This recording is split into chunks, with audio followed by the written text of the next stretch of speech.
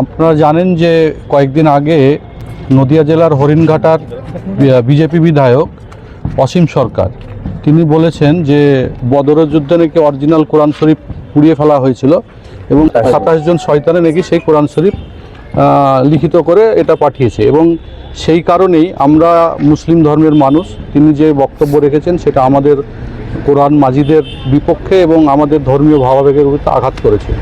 আমরা তাই আজকে মুর্শিদাবাদ থানায় আইজি সাহেবকে তার এগেনস্টে আমরা এফআইআর দায়ের করলাম এবং যদি ওনার এগেনস্টে কোনো স্টেপ সরকার বা প্রশাসন না নেয়, আইনি ব্যবস্থা যদি না নেয়, তাহলে আমরা কিন্তু বৃহত্তর আন্দোলনে নামতে বাধ্য হব।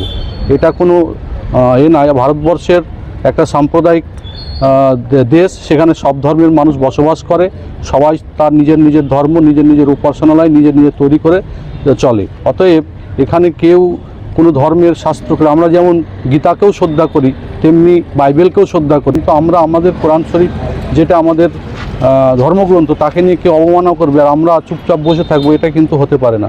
তাই আমরা আজকে প্রাথমিকভাবে থানায়, মুর্শিদাবাদ থানায় একটা এফআইআর দায়ের করলাম। আগামী দিনে যদি এর বিহিত না হয় তাহলে আমরা আরও বড় ধরনের আন্দোলনে নামব।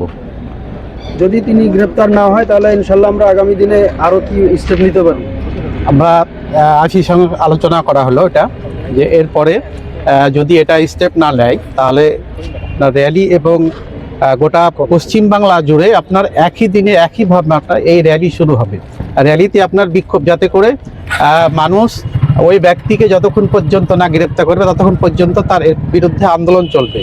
আর যেহেতু কোরআন হচ্ছে একটা পবিত্র ধর্মগ্রন্থ, এখানে কোনো মানুষের রচিত নয়, এটা স্বয়ং আল্লাহ সুবহান ও তাআলা রসুল আরবি সাল্লাল্লাহু আলাইহি সাল্লামের উপরে দীর্ঘ 23 বছর ধরে অল্প অল্প অল্প করে প্রয়োজন ভিত্তিতে এটা অবতীর্ণ হয়েছে।